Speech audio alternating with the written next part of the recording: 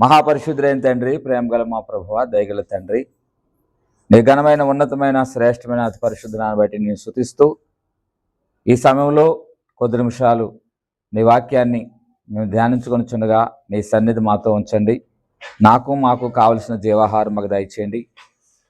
నేటి ఆరాధన కార్యక్రమంలో పాలు పొందిన బిడ్డలందరూ ఎందరైతే లైవ్ని వీక్షిస్తున్నారో అందరిని కూడా దీవించి ఆశీర్వదించండి. సమస్త ఘనత మహిమ ప్రభావాలు మీరే పొందుకోండి. యేసయ్య నామములో అడుగుచున్నాము తండ్రి, ఆమేన్. ఈ సమయంలో దేవుని యొక్క వాక్యాన్ని 145వ కీర్తన ముందు చదువుకుందాం. ఆ తర్వాత మనం చెప్పుకున్నటువంటి రిఫరెన్స్ దగ్గరికి వస్తాం. చూడండి, 145వ కీర్తన 20వ వచనాన్ని చదువుకుందాం. 145వ కీర్తన 20వ వచనాన్ని మనము యెహోవా తన్ను ప్రేమించే వారందరినీ కాపాడును. దేవునికి స్తోత్రం. ఈరోజు మన వర్తమాన సందేశం ఏంటంటే, దేవుడు ఎవరిని కాపాడుతాడు. చాలాసార్లు కొన్ని సందర్భాల్లో మనము ఈ ఎక్కడికైనా వెళ్ళేటప్పుడు, ప్రయాణాలు చేస్తున్నప్పుడు కానీ, వ్యక్తిగతంగా కానీ ఈరోజు జరుగుతున్న సంఘటనలు చూస్తుంటే అనేక రీతిలుగా ప్రమాదాలు జరుగుతున్నాయి. అనేక రకంగా ప్రమాదాలు పడిపోతున్నారు. మరి మొన్నో ఏదో మరి మన ప్రాంతం కాదు కానీ వారు ఎక్కడో టూర్కి వెళ్తున్నారు. ఆ టూర్కి వెళ్తుంటే నదిలో వెళ్తుంటే నదిలో పడవ తిరగబడిపోయింది. నేను స్టేటస్ కూడా పెట్టాను అది. ఆ పాపం అందులో చాలామంది కాపాడబడ్డారు, కానీ కొంతమంది చనిపోవటం అనేది జరిగింది. అలాగే ప్రమాదంలో చనిపోతున్నారు, ప్రయాణంలో చనిపోతున్నారు. ప్రమాదం ఎక్కడ పడితే అక్కడ జరుగుతుంది, కానీ చాలామంది మరణిస్తూ ఉన్నారు ఈ మధ్యకాల సమయంలో. ఇప్పుడు ఈ మధ్యకాలంలో జరిగేటువంటి మరణాలు ఎక్కువ మామూలుగా వచ్చే మరణాలు కాదు, ఎక్కువగా యాక్సిడెంట్ల ద్వారా, ప్రమాదాల ద్వారా జరుగుతున్నటువంటి సమస్యలతో చనిపోతున్నారు. దేవునికి స్తోత్రం. మరి నిన్నగాక మొన్న అనుకుంటాను, కొత్తపేట దగ్గర లాగుల దగ్గర దాని ఏదో వంతుని అంటారు, బోడిపని, అక్కడ చూడండి అమ్మాయి ఫోటో ఎంత అందంగా చక్కగా ఉంది చూడండి. మరి ఆ అమ్మాయిని వెనక నుంచి ఏదో కారు వచ్చి ఏదో ఒక ఢీకొని మొత్తం జీడ్చుకుపోయిందంట. ఏకంగా చాలా మంచి చదువుకుంది, మంచి ఉద్యోగం కూడా చేస్తుంది. ఇలా చూస్తుంటే ఈ మధ్యకాల సమయంలో చాలామంది చనిపోతున్నారు. అయితే దేవుని వాక్యం చదివిస్తుంది, యెహోవా తన్ను ప్రేమించిన వారిని కాపాడునని రాయబడింది. దేవుడు కాపుదల రోజు మనకు చాలా అవసరం. దేవుడు భద్రత మనకు చాలా అవసరం. దేవుడు కాపుదల లేకపోతే, అందుకే అంటాడు 127వ కీర్తనలో, యెహోవా పట్టణమును కాపాడిన ఎడల దాన్ని కాయవారు. చూడండి, పట్టణాన్ని ఎవరు కాపాడాలి? దేవుడు కాపాడాలి. మనల్ని కూడా ఆయనే కాపాడాలి. ప్రయాణం చేసినా, ఎక్కడికైనా ప్రయాణాలు చేసినా, ఇంట్లో ఉన్నా, బయట ఉన్నా, ఎక్కడికి వెళ్ళినా ఏ కీడు జరగకుండా, ఏ శోధన రాకుండా ఉండాలి. కాపాడబడాలంటే దేవుడే మనం కాపాడాలి. అందుకంటున్నాడు 145లో, యెహోవా తను ప్రేమించిన వారిని కాపాడు. ఎవరిని కాపాడుతాడంట? దేవుడిని ప్రేమించే వారిని. దేవుని ప్రేమించకపోతే కాపాడడానికి ప్రశ్న కూడా మనకు ఉంటుంది. ఇప్పుడు తల్లిదండ్రులు అనేటువంటి మనల్ని మన బిడ్డలు ప్రేమించినప్పుడు, మన మాటకు లోబడినప్పుడు, మన మాటకు వారు విధేయత చూపినప్పుడు, మన బిడ్డల మీద మనకి ఏముంటుందంటే ప్రేమ ఉంటుంది. మన మాట విన్నప్పుడు కూడా వారిని ప్రేమిస్తాం. కానీ వారు అవిధేయులుగా జీవిస్తే, వారు అసలు మన మాట వినకపోతే, మనం చెప్పిన విధంగా నడుచుకోకపోతే వారి మీద మన ప్రేమ ఏమవుతుందంటే. ఈరోజు మరి కొన్ని విషయాలు క్లుప్తంగా ధ్యానం చేసుకుని మనం ముగించుకుందాం. చూడండి, కీర్తన గ్రంథము 31వ కీర్తన గ్రంథము 31వ కీర్తనలో దేవుని వాక్యము 23వ వచనంలో ఈ రీతిగా చదివిస్తుంది. 31వ కీర్తన 23వ వచనం చదవండి. యెహోవా భక్తులారా, మీరందరూ ఆయనను ప్రేమించుడి. దేవునికి స్తోత్రం. ఆయన ఎవరిని ప్రేమిస్తాడు? ఇప్పుడు ఆ మాటను బట్టి చూస్తుంటేనే ఆయన భక్తులని ప్రేమిస్తాడు. దేవునికి స్తోత్రం. అక్కడ రాయబడిన మాటలు మనం పరిశీలన చేస్తుంటే చెప్తున్నాడు వాక్యం ద్వారానే, యెహోవా భక్తులారా మీరందరూ ఆయనని ప్రేమించండి. అంటే ఎవరైతే ఆయన భక్తులుగా ఉంటామో, ఎవరైతే ఆయన ప్రేమించే వారు ఉంటామో. భక్తులంటే ఎవరు? ఎందరైతే ఆయన యందు విశ్వాసం ఉంచారో, ఎందరైతే ఆయన యందు భయభక్తులు కలిగి ఉన్నారో, ఎందరైతే ఆయన విశ్వాస జీవితంలో కొనసాగుతున్నారో అందరూ ఎవరంటే యేసయ్య నామంలో ఉన్నటువంటి విశ్వాసాన్ని బట్టి ఆయన భక్తులు. హల్లెలూయా. ఇప్పుడు కూటాలు పెట్టుకుంటాం. ఎవరొస్తారు కూటాలకు? అందరూ వచ్చారు. ఎవరైతే ఆయన నామాన్ని అంగీకరించారో, ఎవరైతే ఆయన నమ్ముకుని బాప్తిస్మం పొందుకున్నారో, ఎక్కువ ప్రిఫరెన్స్ ఎవరిస్తారంటే ఆయన నామం పేరట రక్షణ పొందుకుని విశ్వాస జీవితంలో ఉన్నవారు ఖచ్చితంగా వస్తారు. హల్లెలూయా. ఈ మధ్యకాల సమయంలో మరి విశ్వాసులైనటువంటి వారు వెనకబడిపోతున్నారు. విశ్వాసులైనటువంటి వారు దేవుని సన్నిధిలో తొలగిపోతున్నారు. చాలా మంది విశ్వాస జీవితాల్లో తొట్టిల్లిపోతున్నారు. మనం ఏం నేర్చుకోవాల్సినటువంటి విషయం ఏంటంటే, మనం ఇప్పుడు ఎక్కువ ఉన్న పరిస్థితుల్లో విశ్వాసాన్ని కాపాడుకోవాలి. దేవుడే అన్నాడు లోకాసువార్త 18 అధ్యాయాలు అంటాడు, నేను వచ్చేటప్పుడు మీలోని విశ్వాసాన్ని కనుగొంటానంట. హల్లెలూయా. క్రైస్తవుల విశ్వాసంలో దిగజారిపోతున్నారండి. ప్రభుని ఎరగని బిడ్డల గురించి నేను మాట్లాడట్లేదు కానీ, ప్రభుని ఎరిగినటువంటి వారు చాలా మంది విశ్వాస జీవిత యాత్రలో దిగజారిన స్థితిలో ఉంటున్నారు. అలాంటి వారుగా మనము ఉండకూడదండి. దేవునికి స్తోత్రం. విశ్వాసంగా మనము దేవుణ్ణి నమ్ముకున్న విశ్వాసం ద్వారా ఆయన దగ్గరికి వచ్చాం.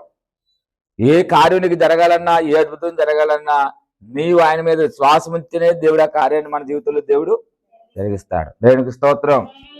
అందుకే అంటాడు, నా యందు విశ్వాసించిన వారు ఎన్నటికీ సిగ్గునందరు అంటాడు. హల్లెలూయా. కాబట్టి ఎవరిని కాపాడుతాడంటే ఆయన యందు విశ్వాసం ఉంచిన వారిని దేవుడు ఖచ్చితంగా కాపాడు. ఆయన భక్తులనైనా కాపాడుతాడు. అందుకే దానియేలు గ్రంథం మనకు బాగా తెలుసు, 3 అధ్యాయములు మనకు తెలుసు కదా. ఆ షద్రకు, మేషకు, అబేద్నెగో ముగ్గురు కూడా ఆ రాజు, బబులోను రాజు అయినటువంటి నెబుకద్నెజరు ఆయన ఒక ప్రతిమను నిలబెడతాడు. ఆ ప్రతిమను నిలబెట్టినప్పుడు ఆయన ఏమన్నాడు, ఇదిగో ఈ బబులోను రాజ్యములో ఉన్నటువంటి ప్రజలందరూ కూడా నేను చెప్పినటువంటి ప్రతిమకు అందరూ కూడా వచ్చి సాష్టాంగ నమస్కారం చేయాలి. వాయిద్యాలన్నీ వాయించబడతాయి, సంగీతం వినిపించబడుతుంది. అప్పుడు ఊరంతా కూడా మీరు వచ్చి ఆ బొమ్మకి నమస్కారం చేసి నేను చెప్పిన విధంగా చేయాలి. ఒకవేళ అలాగ ఎవడన్నా చేయకపోతే ఆ వ్యక్తిని ఏం చేస్తామన్నారు, మండుచున్న వేడుము గల అగ్నిగుండంలో పడేస్తాన్నారు. దేవునికి స్తోత్రం. ఊరంతా కూడా వెళ్ళి మరి ఏం చేశారు, ఆ యొక్క రాజు చెప్పిన మాటకు లోబడి అందరూ కూడా వెళ్ళి ఆ బొమ్మకి సాష్టాంగ నమస్కారం చేసి ఆరాధన చేశారు. అంతా బాగుంది. మరి ఆ బబులోను రాజ్యంలో ఉన్నటువంటి ముగ్గురు ఉన్నారు, షద్రకు, మేషకు, అబేద్నెగో. వీళ్ళు ముగ్గురు కూడా ఏం చేశారు, అయ్యా మేము సేవించుతున్న దేవుడు జీవం గల దేవుడు, మేము ఆరాధిస్తున్న దేవుడు గొప్ప దేవుడు, మేము ఆ దేవుడు అందు విశ్వాసం కలిగి ఉన్నాం. ఇదిగో నువ్వు చెప్పినటువంటి ఆ బొమ్మకు మేము నమస్కారం చేయకూడదు. మేము చదువుకున్న మా గ్రంథాల్లో మాకు ఏం చెప్తుందో, మా లేఖన భాగాలు మేము చదువుకుని దాన్ని బట్టి మేము అనుసరించి ఇశ్రాయేలుని యెహోవా దేవుడు తప్ప ఏ దేవుడికి మేము ఇలాగ సాష్టాంగ నమస్కారం చేయకూడదు. నిర్గమాకాండ 20 అధ్యాయం 1వ వచనంలో ఒక మాట ఉంది అని అవన్నీ చదివారు. ఆ ధర్మశాస్త్రం అంతా పాటించారు. కాబట్టి వారు అన్నారు, మేము దేనికి ఇంక మొక్కము, ఒకవేళ నువ్వు చంపేస్తానన్నావు కాబట్టి నువ్వు చంపేసుకుంటే చంపేసుకో, మేము ఆరాధిస్తున్న దేవుడు, మేము చేయిస్తున్నటువంటి దేవుడు నమ్మదగిన దేవుడు, పోదారుడైనా ఆయన మమ్మల్ని రక్షించడానికి సమర్థుడు. ఒకవేళ మమ్మల్ని రక్షించలేదనుకో, మేము ఆ అగ్నికి వెళ్ళిపోతాం.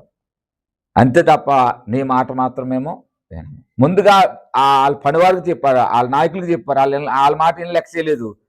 స్వయంగా రాజుగారి దగ్గర తీసుకెళ్ళినా సరే రాజుగారు అడిగిన మాట ఏంటంటే, ఇదిగో నేను విన్నాను ఈ మాట నిజమా అబద్ధమా, మా రాజ్యంలో ఉన్నారు మీరు, ఎక్కడి నుంచో వచ్చి ఇజ్రాయేల్ దేశంలో నుంచి మీరు వచ్చి మా దేశంలో ఉన్నారు, బబులోను దేశంలో మీరు చెరపెట్టబడినటువంటి వారు, నా మాట మీరు వినాలి అంటే, అయ్యా నువ్వంటే నాకు గౌరవం ఉంది, మీరంటే మాకు చాలా ప్రేమ ఉంది, అన్నిటికీ మేము ఒప్పుకుంటాం, కానీ ఇదిగో ఈ విషయంలో అయితే మాత్రం మేము ఎక్కడ తగ్గేదే లేదని చెప్పేసి మేము చేయమని అంటే రాజుగారికి అంట ఇంకా కోపం వచ్చేసిందంట. దేవునికి స్తోత్రం. ఇంకా కోపం వచ్చి ఏం చేశాడు, అవరే నాయన మీరు అందరూ కూడా ఆ ఉన్నటువంటి అగ్నిగుండాన్ని ఇంకా 7 రెట్లు పెంచమన్నాడు. మన గ్యాస్ మీరు వంటలు చేస్తూ ఉంటారు, కొన్ని పాలు కాసినప్పుడు దాన్ని ఏమంటారు, స్లిమ్లోనా తక్కువ పెడతారు, మధ్యలో ఏంటి ఇంకొంచెం అంతేనా, ఇంకేమైనా ఉన్నాయా? దేవునికి స్తోత్రం. బాగున్నది జనరల్గా ఉన్నదానికంటే ఇంకేమన్నాడంటే దాన్ని ఇంకా రెట్టింపు చేయండి అన్నాడు. రెట్టింపు చేయమన్నాడికి ఇంకా ఎక్కువైపోతుంటే వీళ్ళని ముగ్గురిని తీసుకెళ్ళి కట్టి అందులో పడేశారంట. హల్లెలూయా. పడేసినప్పుడు అంట ఆ చెక్కకి తగిలి కొంతమందికి గాయాలు కూడా అయిపోయాయంట. అంత వేడిమి గల గుండం. అయితే మరి చచ్చారా లేదని వీళ్ళని పరిశీలన చేస్తుంటే వీళ్ళు సావలేదు, వీళ్ళతో పాటు ఇంకొక మరో రూపము, నాలుగో రూపం వీళ్ళతో తిరుగుతుందంట. రాజుగారికి అయ్యా మనం ముగ్గురు వేసాం కానీ దాంట్లో ఇంకో నలుగురు కనబడుతున్నారు ఆయన అన్నాడు. రాజుగారికి ఆశ్చర్యం వేసి చూస్తుంటే చూడండి ఎవడంటే అంట ఆయన దేవదూత రూపంలో వారి మధ్యన సంచారం చేస్తున్నారు. దేవునికి స్తోత్రం. అందుకే వాళ్ళకి అంట ఒక లెగదీశారంట, వాళ్ళని పైకి లేపారంట, ఒక్క ఇంటర్వ్యూ కూడా కాలేదంట, వస్త్రాలు ఏమి కాలేదంట. రాజుకి ఆశ్చర్యం వేసేసింది. ఆ 3 అధ్యాయం దానియేలు గ్రంథం మీరు చదువుకుంటే ఆ రాజుగారు ఆ ఆశ్చర్యాన్ని చూసి, ఆ అద్భుతాన్ని చూసి ఆయన నిజదేవుడనే దేవుడు యెహోవాయే, ఈయనే నిజమైన దేవుడు అని చెప్పి ఆరాధించి ఆయన కూడా ఆ బబులోను రాజ్యంలో ప్రకటన చేసి దేవుడి నామాన్ని హెచ్చించాడంట. వీరిని ఒక మంచి ఉన్నతమైనటువంటి ఆ స్థితిలో వెళ్ళని కూడా రాజు హెచ్చించినట్లుగా మనము చూడగలుగుతున్నాం. దేవునికి స్తోత్రం. మన అంశం ఏంటంటే దేవుడు ఎవరిని కాపాడతాడు. అందులో ఎవరిని కాపాడాడు? ఆయన భక్తులైన వారిని కాపాడు. ఆయన భక్తులు కాబట్టి దేవుడు ఏం చేశాడు? కాపాడాడు. మనం ఆయన భక్తులుగా ఉంటే మనల్ని దేవుడు కాపాడతాడు. ఒకవేళ మనం ఆయన భక్తులుగా ఉండి కూడా ఒకవేళ మనము ప్రమాదం చేస్తూ ఒకవేళ మనము చనిపోయామనుకోండి, పౌలు అన్నాడు 1:21 ఫిలిప్పీయులలో ఏమన్నాడు? నా మట్టుకైతే బ్రతుకుడు క్రీస్తు. ఒకవేళ చావైనా సరే లాభం. మనం ప్రభు బిడ్డలుగా ఉన్నప్పుడు చావు లాభమే, చనిపోయిన లాభమే, బ్రతికిన లాభమే. మనము ప్రభు ఎలాగ చేశారు ఏంటి అని ఆయన మీద ఎటువంటి నింద వేయాలి. ఎందుకంటే మనం జీవితకాలం ఇక్కడ ఉండం, మన నిత్య రాజ్యంలోకి వెళ్ళిపోతాం. దేవునికి స్తోత్రం. 60, 70 అధిక బలం ఉంటే 80, 70, 80 అధిక బలం ఉంటే 80 అన్నాడు. 80 ఏళ్ళు బతికినా 100 బతికినా ఏదో రోజు నీ లోకయాత్ర మన అందరం ముగించుకుని వెళ్ళిపోవాలి. అదిగో అక్కడ ఉంది అసలైంది. దేవునికి స్తోత్రం. దాని కొరకై మనం ఈ పోకలాట, ఈ జీవిత యాత్ర మనం ముందుకు సాగుతున్నాం. కాబట్టి దేని బిడ్డలారా, మనం ఏ లోక సంబంధ వారం కాదు, మన భవిష్యత్వం పరలోకంలో ఉందని ఆ నిరీక్షణతో మనము ఎదురు చూడవలసిన వారం ఉన్నాం. దేవునికి స్తోత్రం. రెండోదిగా చూడండి, ఎవరిని దేవుడు కాపాడతాడు అని మనం చూస్తుంటే చూడండి, దేవుని వాక్యంలో 41వ కీర్తనల గ్రంథము 41వ కీర్తన 1-2 వచనాలు మనం పరిశీలన చేస్తుంటే దేవుని వాక్యం ఈ రీతిగా చలవిస్తా ఉంది. దేవునికి స్తోత్రం. బేదలను కటాక్షించేవాడు ధన్యుడు, ఆపత్కాలమందు యెహోవా వాడిని తప్పించును, యెహోవా వాడిని కాపాడి బ్రతికించును, భూమి మీద వాడు ధన్యుడు. దేవునికి స్తోత్రం. రెండోదిగా బేదల పట్ల మనము ఏం చూపించాలంట? కటాక్షం చూపించాలంటే కనికరం చూపించాలి. ఎవరైనా మనకంటే బాగా ఎవరైనా భేద స్థితిలో ఉన్నారనుకోండి, మనకు తోచిన సహాయము, మనం చేయగలిగిన సహాయం మనం చెయ్యాలి ఖచ్చితంగా. దేవుని బిడ్డలైనటువంటి మనము దాతృత్వం కలిగి ఉండాలి. అంటే మనం ఉన్న దాంట్లోనే ఏదైనా కష్టకాలంలో ఉన్న వారికి మనం ఏం చేయాలంటే సహాయం చేయాలి. దేవునికి స్తోత్రం. బేదలను కటాక్షించేవాడంటే బేదల మీద కనికరం చూపించిన వాడు. ఆపత్కాలము అంటే నీకు ఏదైనా కష్టం వచ్చినప్పుడు, నీకు ఏదైనా ఇరుకు వచ్చినప్పుడు, నీకు ఏదైనా ఇబ్బంది వచ్చినప్పుడు అంట దేవుడు నీకు ఏం చేస్తాడంటే నీ వచ్చే ఇబ్బందుల నుంచి, కీడుల నుండి, శోధల నుండి ఆయన ఏం చేస్తాడంటే కాపాడతాడు, తప్పిస్తాడు. దేవునికి స్తోత్రం. మనము ఎప్పుడు కూడా మనకున్న దాంతో మన సంతృప్తిగా మనం జీవించేయటమే కాదండి, కష్టకాలంలో ఉన్న వారికి కూడా మనం ఏదో ఒకటి మనము సహాయం చేసేవారిగా మనము ఉండాలి. దేవునికి స్తోత్రం. ఇది నా మాట కాదు, మన మాట కాదు, దేవుడే స్వయంగా చెప్పాడు. అందుకని పరిశుద్ధ గ్రంథంలో చాలా సందర్భాల్లో ఆయన ప్రజల మీద, ఆయన వద్దకు వస్తున్న వారు అందరి మీద ఏం చూపించాడంటే కనికరాన్ని చూపించాడు, దయను చూపించాడు. క్రైస్తత్వం లేదా ప్రభువు నమ్మిన బిడ్డలుగా మనం అందరం కూడా మనం ఏదన్నా మనము ఒక మంచి స్థితిని దేవుడు మనకు పెట్టాడంటే ఎవరైనా బాధలు ఉంటే ఖచ్చితంగా వారికి మనము సహాయం చేసేవారిగా ఉండాలి. హల్లెలూయా. అందుకన్నాడు కింద అన్నాడు ఆ 2వ వచనంలో యెహోవాని కాపాడి బ్రతికిస్తాడు. ఎవరైతే సహాయం చేస్తారో, ఎవరైతే ఇతరులను ఆదుకునేవారు ఉంటారో వారి మీద దేవుడు మన జీవిత విధాన యాత్రలో, ప్రయాణంలో ఆయన మనల్ని ఏం చేస్తాడంటే ఖచ్చితంగా కాపాడతాడు. దేనికి స్తోత్రం కలిగిన. కాబట్టి మనం ఇతరులకి సహాయపడే వారిగా, సహకరించే వారిగా మనము ఉండాలి. అందుకే ఆయన తీర్పు తీర్చే సందర్భాన్ని ఉద్దేశించి మత్తయి సువార్త 25వ అధ్యాయంలో చూస్తుంటే మరి అక్కడ దేవుడు కొన్ని విషయాలు ఇక్కడ చెప్పాడు. చూడండి, మత్తయి సువార్త 25 అధ్యాయంలో మనం చూస్తుంటే ఇక్కడ 31 వచ్చిన కాడి నుంచి 25, 31 ఇదంతా చదవటానికి సమయం ఎక్కువ అవుతుంది. ఇక చూడండి, తన మహిమతో మనిషి కుమారుడు ఆయనతో కూడా సమస్త దూతలతో వచ్చినప్పుడు ఆయన తన మహిమ గల సింహాసనం మీద ఆసనుడైండును. అప్పుడు సమస్త జనులు ఆయన ఎదుట పోగు చేయబడుదురు. గొల్లవాడు మేకల నుండి గొర్రెలను ఏర్పరిచినట్లు ఆయన వారిని వేరుపరుస్తాడు.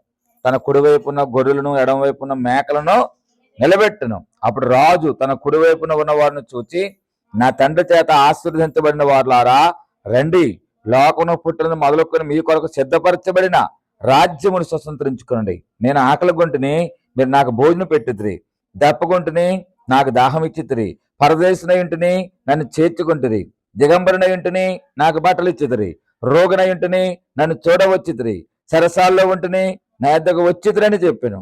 అందుకు నీతిమంతులు, ప్రభువా, ఎప్పుడు నీవు ఆకలి కొనిడు చూచి నీకు ఆహారం ఇచ్చితమే, నీవు దప్పుకొనిడు చూచి ఎప్పుడు నీకు దాహం ఇచ్చితమే, ఎప్పుడు పరదేశమైనడు చూచి నిన్ను చేర్చుకుంటమే, దిగంబరమైనడు చూచి బట్టలు ఇచ్చితమే, ఎప్పుడు రోగైనడు సరసాల్లో ఉండుటైనను చూచి నీ వద్దకు వచ్చితమని ఆయనను అడిగెదరు.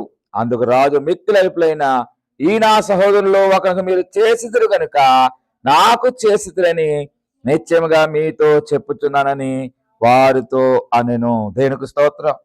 అక్కడ ప్రభు తీర్పు దినాన్ని 2 రకాలుగా డివైడ్ చేశాడు. ఒకరినేమో ఏమంటున్నాడు, గొర్రెలు అంటున్నాడు. కొందరిని ఏమంటున్నాడంటే మేకలు అంటున్నాడు. తన కుడివైపున గొర్రెలను, ఎడమవైపున మేకలను. అయితే కుడివైపు ఉన్న వారిని చూసి ఏమన్నాడంటే, నా తండ్రి చేత ఆశీర్వదించబడిన వారులారా. దేవునికి స్తోత్రం. ఎవరిని మాట అంటున్నాడంటే, వీరందరూ ఎవరంటే కష్టకాలంలో ఉన్నప్పుడు వారికి సహాయం చేశారు. జైల్లో ఉన్న వారికి సహాయం చేశారు. హాస్పిటల్లో ఉన్న రోగులకు సహాయం చేశారు. రోడ్డు పక్కన ఉన్నటువంటి పేదవాళ్ళకి దుప్పల్లో ఏదో సహాయం చేసే ఉంటారు. ఏదో చేశారు, వీళ్ళు మర్చిపోయారు అన్నిని. కానీ ఆయన అక్కడ జ్ఞాపం చేస్తున్నాడు. ఇదిగో మీరు ఎందుకు వచ్చారంటే, మీరు ఎందుకు దీవించబడ్డారంటే, ఎందుకు మిమ్మల్ని అలాగన్నానంటే, మీరు నాకు టైంలో మీరు నాకు చేశారు అని. నేను ఎప్పుడు చేశాను ఆయన? నీకు ఎప్పుడు దుప్పటి ఇచ్చాను? నీకు ఎప్పుడు అన్నం పెట్టాను? నేను నీకు ఎప్పుడు దాహం నేను తీర్చాను అని అంటున్నారు. అంటే ఇదిగో మీరు నాకు సహోదరుల రూపంలో మీరు అక్కడ కష్టాల్లో ఉన్న వరకు చేశారు. ఈ చేసినందుకు కూడా మీరు నాకు చేసినట్టే అన్నాడు. దేవునికి స్తోత్రం. అంటే ఇప్పుడు ఒక విషయాన్ని మనం గమనించుకోవాలి. దేవునికి స్తోత్రం. ఇప్పుడు ఎవరో అడుక్కునే వాళ్ళు, ఎవరు నిజమైన బేదలో, లేకపోతే ఎవరు కష్టాలు ఉన్నారో మనకు తెలియట్లేదు. మన అమ్మ బస్ స్టాండ్ దగ్గర మరి సోదరులు మనకు అమ్మాయి చనిపోయింది కదా, ఎదురు పెళ్ళి, అమ్మాయి పేరు ఏదో బాగునేది అనుకో చెప్పా, ఫోటో చూపించాను కదా. ఆ ఇంటికి వెళ్ళి పరామర్శించడానికి మేము బయలుదేరి వెళ్తుంటే సరిగ్గా మన కవచం బొమ్మ పక్కన ఒక మిఠాయి బడ్డీ ఉంది. అక్కడ ఒక కేజీ స్వీట్ తీసుకుని వెళ్ళినప్పటికీ ఒక ఆవిడ వచ్చి, బాబు మాకు సహాయం చేయని అంటున్నాడు. సహాయం చేయమంటే మా సోదరులు ప్రభుకుమార్ గారు ఒక 20 50 ఇచ్చాడు. మేము అందరం ఒకటే అన్నాడు. ఆ మిఠాయి బడ్డీ అంటున్నాడు. కంచెప్పుడు దాకా అలా తిరుగుతుందండి. వాళ్ళ ఆయన బుల్లెట్ వేసుకుని చెక్కిచ్చిపోతాడు అన్నాడు. ఇదేంటండి అన్నాను నేను. అరగంట ఉండని నేనే చెప్పి చూపించాను మీకు అన్నాడు. వాళ్ళ ఆయన అంటే దీని మీద తీసుకెళ్తాడేమని, బుల్లెట్ మీద. ఇంకొక ఆయన ఉన్నాడు, మారుతి 800 తీసుకుని తీసుకెళ్తాడు ఇంకొక ఆవిడ అంటున్నాడు. మొన్నందులోకి ఆవిడంట 10 లక్షలు అట్టుకుని తిరుగుతుందంట, సైట్ కావాలండి. దేవునికి స్తోత్రం. అంటే వీళ్ళందరూ ఎవరనుకున్నారు? అడుక్కుని వాళ్ళు. హల్లెలూయా. ఇప్పుడు ఎవరు నిజమైన అసలైన అడుక్కుని వాడికి అసలు ముట్టట్లేదు. ఇప్పుడు కొంతమంది అడుక్కునే విధానం కూడా ఎలాగైపోయిందంటే ఒక పెద్ద బిజినెస్ అయిపోయింది.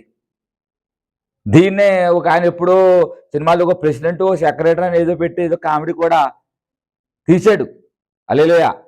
చూడండి, అడుక్కునే వాళ్ళు అనుకుంటున్నాం కానీ వాళ్ళకున్నంత విధి విధానాలు ఈ ఆస్తులు మనకు లేవు.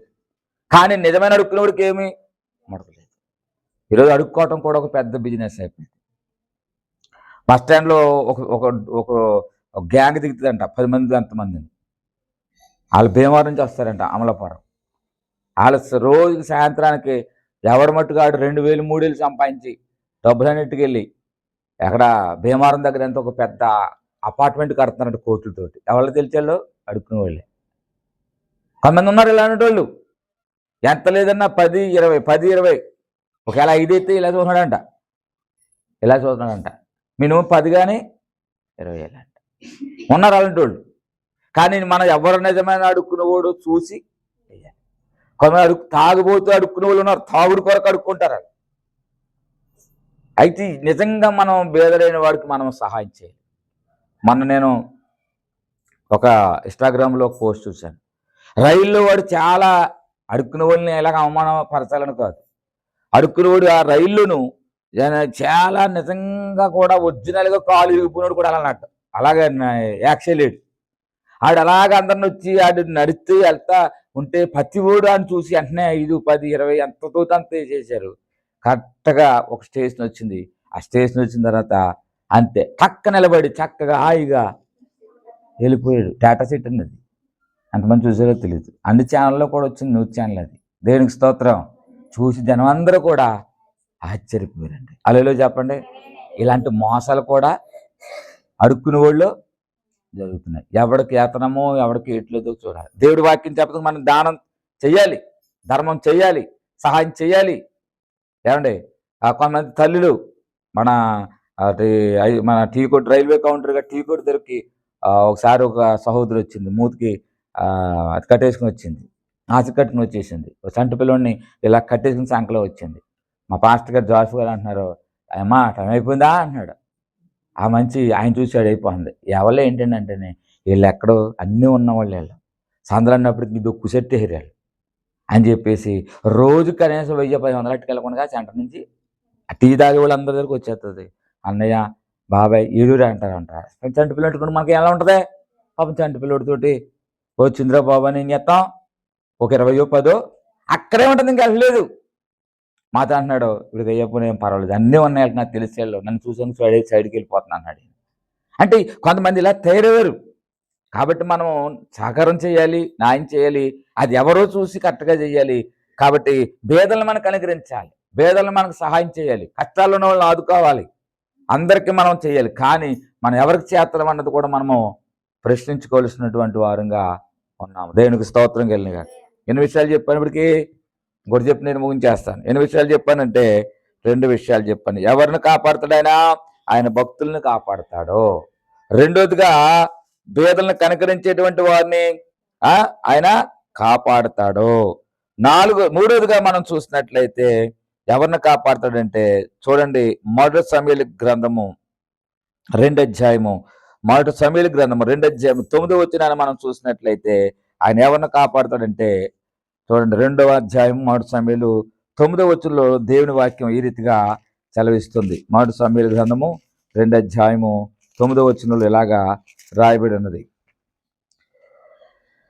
తన భక్తుల పాదాలను త్రొట్టెల్లకుండగా ఆయన వారిని కాపాడును, దుర్మార్గులు అంధకారమందు మాటు మనుగుదురు.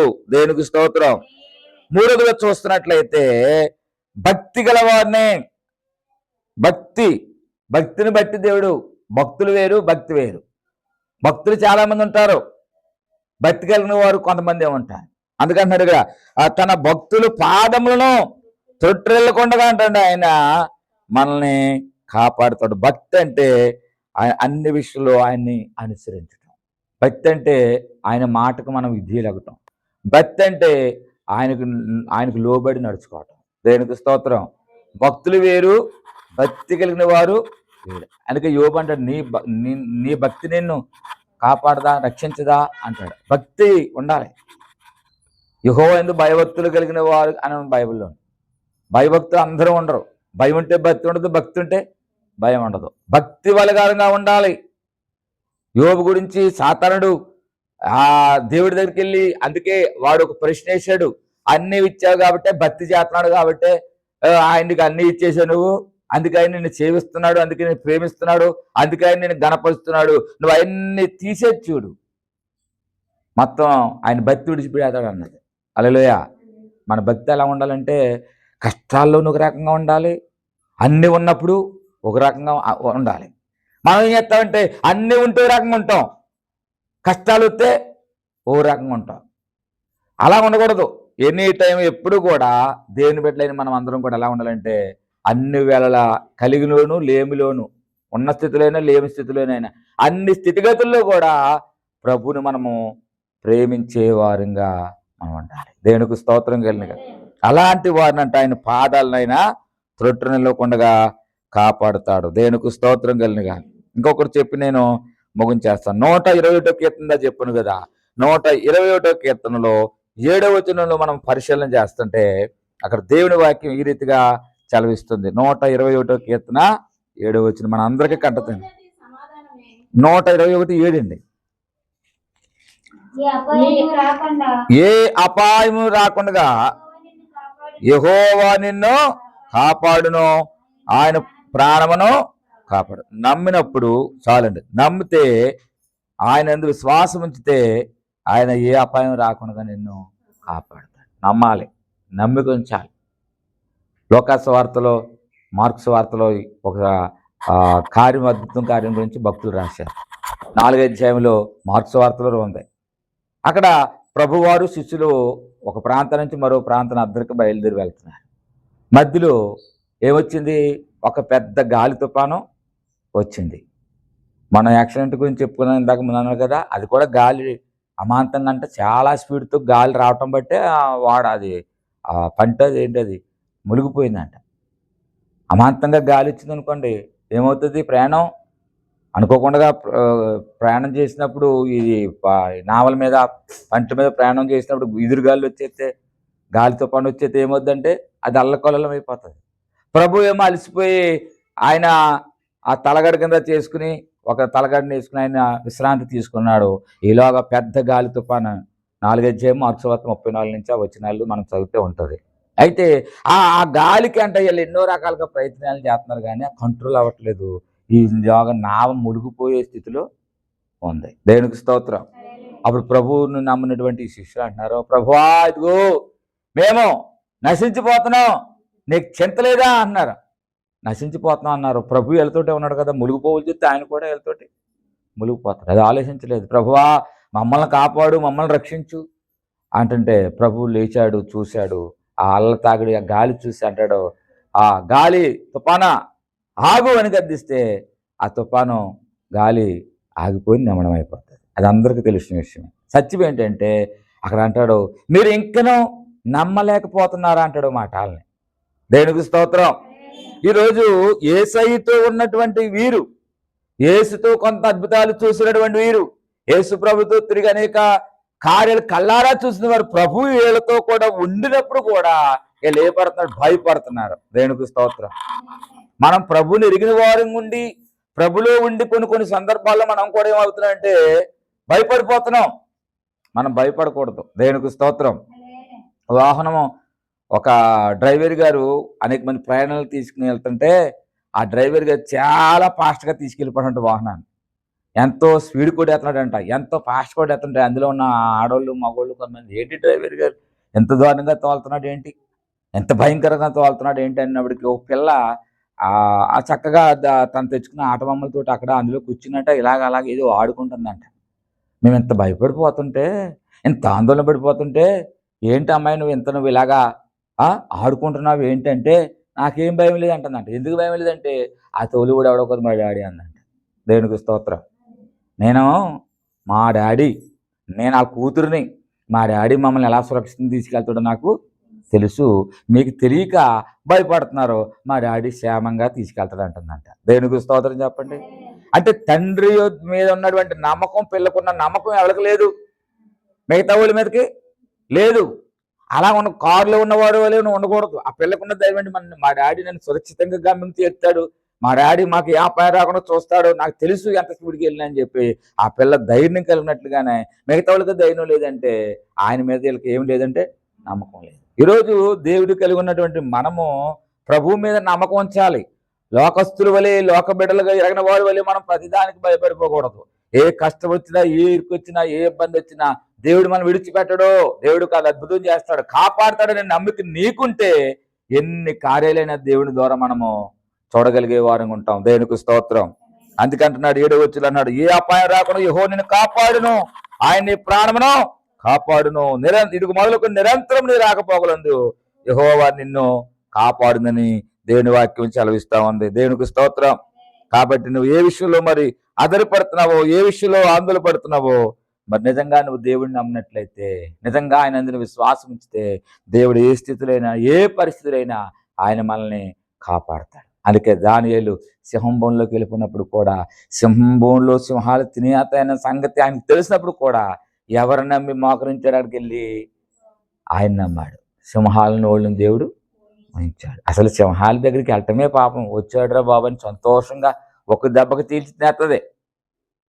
ఈ మధ్యన ఏ వచ్చిన తర్వాత డూప్లికేట్ అన్ని పెడుతున్నారు, ఏది నిజమో తెలియట్లేదు. అలాగొస్తుంది, డోర్ కాడ నుంచి లాక్కిపోతుంది అక్కడికి, తోటలో అడవిలోకి. అది నిజమాపోతుంది, నిజంగా లాక్కిపోయింది, నానొప్పులు ఇచ్చినట్టు ఉంది పరిస్థితి. ఇప్పుడు దేవునికి స్తోత్రం. ఇవన్నీ ఇప్పుడు నమ్మనా లేదు. కానీ ఆ దినాల్లో దానియేలు ఏ నేరం చేయకపోయినా వారు కూడా అక్కడ ఉన్నటువంటి 120 మంది అధిపతులు రాజుగారి దగ్గర దొంగ శాస్త్రాన్ని ఒకటి తయారు చేయించి సృష్టించి ఎలాగైనా సరే దానియేలుని సింహాల బోన్లో వేయించేది, దానియేలు అడ్డు తొలగించుకోవాలని ఏ లోపల లేదు దానియేలు ఏదో రకంగా మనకు లేకుండా చేసుకోవాలని పన్నాగం చేసి రాజుగారి చేత ఆమోద ముద్ర వేయించేసి సంతకం చేయించేసి ఎవరైతే ఏ దేవతను ఏ దేవుడిని రాజుగారి తప్పించి ఎవరికన్నా ప్రార్థన చేస్తే నేరం చేసిన వాళ్ళు చట్టాన్ని తయారు చేసి రాజుగారి ఆమోదం చేసేసి ఎవరైతే చేస్తే వాళ్ళు తీసుకెళ్లి సింహాల బోన్లో తయారు చేసినప్పుడు రాజుగారి మాటకి విధేయత ఉన్నవాడే ఎవరో దానియేలు గారు. కానీ రాజుగారి మాట అంటే లెక్కలేదని కాదు, కానీ తన దేవుడికి యథావిధిగా ప్రార్థన చేసే భక్తి ఉంది. ఆ భక్తే ఆయన ఏం చేసిందంటే కాపాడింది. హల్లెలూయా. మనం ఎప్పుడైనా సరే నీ దగ్గర ఈ లోకంలో ఏమున్నా ఏమి లేకపోయినా పర్లేదు, కానీ దేవునందు భయభక్తులు ఉంటే ఆ భక్తి నిన్ను మంచి స్థితిలోకి మంచి పొజిషన్లోకి తీసుకెళ్తాడు. దేవునికి స్తోత్రం. అందుకంటాను మన బిడ్డలకి మనము ఏమి ఇచ్చినాకపోయినా కనీసం దేవుని పరిచయం చేసేది, దేవుడి మార్గంలో అనుకోండి. దేవుడు తన బిడ్డలను విడవడు, ఎడబాయుడు. ఆయన అలాగ అనాథలుగా విడిచిపెట్టడండి. ఆయనే మెల్లిమెల్లిగా వాళ్ళని ఒక మంచి పొజిషన్లోకి దేవుడు తీసుకొస్తాడండి. తల్లిదండ్రులుగా మనం ఇవ్వలేని ఎవరిస్తారండి? మన పరమ తండ్రి అని దేవుడు మనకి ఇస్తాడండి. దేవునికి స్తోత్రం. కాబట్టి ఈ ఉదయకాల సమయంలో ఆయన ద్వారా మరి ఎవరిని కాపాడుతాడంటే ఎన్ని విషయాలు చెప్పాను? 4 విషయాలు చెప్పాడు. ఒకటి ఏంటంటే దేవుని విశ్వసించిన వారిని ఆయన కాపాడుతాడు. బీదల పట్ల ప్రేమ కనికరం చూపించే వారిని దేవుడు కాపాడుతాడు. మూడవదిగా దేవునందు భక్తి గల వారిని కాపాడతాడు. 4వదిగా ఆయన నమ్మితే ఆయనందు విశ్వాసం ఉంచితే కాపాడతాడు. అలాగే ఆ యొక్క దానియేలుని సింహాల బోన్లో కాపాడాడు. అలాగే ఈ రోజుల్లో మనల్ని కూడా మన విశ్వాసంతో ఉంటే ఖచ్చితంగా కాపాడతాడు. మరి సోదరులు చనిపోయిన ఒక ఆయన మొంగండ శాంతారావు గారు అని ఒక స్వార్థకుడైన ఆయన గోడల మీద రాతలో రాసేవాడు. చాలామంది చూసే ఉంటారు, ఆయన కొంతమంది తెలీదు. యూట్యూబ్లో ఫేస్బుక్లో కొడుతూ అన్ని విషయాలు వస్తుంటాయి. ఆయన మరి ఎక్కడ గోడ ఉంటే అక్కడ గోడ మీద వెళ్ళి దేవుడు రాజ్య సువార్త ప్రకటనలు మాటలు అన్నీ రాసేవాడు. కరెంటు స్తంభాల మీద రాసేవాడు. అలాంటి ఆయన ఒక రోజుని ఒక ఏజెన్సీ ప్రాంతంలోకి వెళ్ళిపోయి మరి పొద్దుగుపోయిందంట. సైకిల్ మీద తిరిగి కూడా మోటార్ సైకిల్ గట్ట లేదానికి. ఆ ఏజెన్సీ ప్రాంతంలోకి వెళ్ళిపోయి అక్కడ ఆ రాత్రి మరి ఇంకెటు వెళ్ళాక తెచ్చుకున్నాయి అంటే అక్కడ తినేసి అక్కడ రాత్రి అక్కడే ఏజెన్సీలు ఏముంటాయి, భయంకర సింహాల పుళ్ళు ఉంటాయి. కానీ అక్కడ ఒక బిద్దు గీసుకున్నాడంట, ఒక రౌండ్ గీసుకుని, ప్రభువా ఇదిగో ఇక్కడ నేను పడుకుంటున్నాను, ఏ హాని ఏ కీడు నాకు ఇక్కడ జరగడానికి వీల్లేదు, నీ కాపుదలు నాకు దయచే ప్రభు అని ప్రార్థన చేసి పడుకున్నాడంట రాత్రి అంతా. కానీ సింహాలు వచ్చాయంట, పుళ్ళు వచ్చాయంట. ఆ గీత దాటి ఆ లోపలికి అడుగులు ఉన్నాయంట, ఆనబలు ఉన్నాయంట. ఏది ఆ రౌండ్గా గీసినటువంటి ఆ గీత దగ్గర అవతల ఉన్నాయంట అడుగులు. కానీ గీత దాటి మాత్రం అది రాలేదంట. ఈ మాట నేను చెప్పలేదు. ఒకసారి ఎడ్వర్డ్ విలియమ్స్ గారు అని ఆ దైవజనుడు ఒకసారి యూట్యూబ్ ఛానల్లో ఆయన గురించి ఒక సాక్ష్యం ఇచ్చి అంత భక్తి చేశాడు ఆయన అని ఆయన గురించి ఒక అద్భుతమైన మాట చెప్పాడండి. దేవునికి స్తోత్రం. అంటే దానియేలు కాలంలోనే కాదు దేవుడు జరిగిస్తా, ఈ నేటి దినాల్లో కూడా దేవుడు జరిగించాడు. ఆమె చెప్దాం. అంటే మనము ఆయనంత భక్తి చేశాడు, ఆయనంత విధాలుగా భక్తి చేశాడు కాబట్టి దేవుడు ఆయనకి ఏ కీడు రాకుండా కాపాడాడు. మనం కూడా ఏదో భక్తి అందరి మందిరానికి వెళ్తున్నారు, వెళ్ళి వచ్చేద్దాం, ఆధారం వచ్చింది వెళ్ళాలి, ఈరోజు పని ఉంటే మానేద్దాం, ఆ పని లేకపోతే మైండ్ చెట్టు ఉండకూడదు. దేవునికి ఇవ్వవలసిన సమయము, దేవుడికి ఇవ్వవలసినటువంటి ప్రాధాన్యత మనం ఇచ్చినప్పుడు దేవుడు మన జీవితంలో మన కార్యాలు మన పక్షంగా దేవుడు జరిగిస్తాడు. అలాంటి కృప ప్రభు మనందరికీ దయచేయునుగాక. తలల వంచండి, చిన్న ప్రార్థన చేసుకుందాం. మహాపరిశుద్ధుడా, మహోన్నతుడా, సర్వాధికారి, సర్వశక్తి గల దేవ, మీ ఘనమైన, శ్రేష్టమైన, ఉన్నతమైన నాన్న బట్టి వందనాలు తండ్రి. మీరు ఎవరిని కాపాడుతారు అనేటువంటి అంశంలో భాగం కొన్ని విషయాలు మీరు మాకు సూటిగా తేటగా తెలియపరిచినందుకు వందనాలు. ఎత్తబడిన వాక్యాన్ని మీరు దీవించండి. ఈ లైవ్లో వీక్షిస్తున్న వారిని, స్థానిక సంఘ బిడ్డలను అందరినీ పేరు పేరు చొప్పున దీవించండి. ఎవరు బలహీనంగా ఉన్నారు, ఎవరు రోగులుగా ఉన్నారు తండ్రి, వారిని ముట్టండి, స్వస్థపరచండి. ఈరోజు మధ్యాహ్నం నుంచి జరుగుతున్న ఆ శాంతి ర్యాలీ కూడా మహిమకరంగా మంచి వాతావరణం అనుగ్రహింప దయచేసి జయకరంగా జరిగించండి. నీ బలలో మేమందరం కూడా పాలు భాగస్తులు అవుతుండగా మమ్మల్ని మేము తగ్గించుకుని యోగ్యులమై పాలు భాగస్తులుగా పాలు పొందే భాగ్యం మాకు దయచేయమని యేసయ్య నామం బట్టి ప్రార్థించి వేడుకొని పొందిన మా పరమ తండ్రి, ఆమేన్.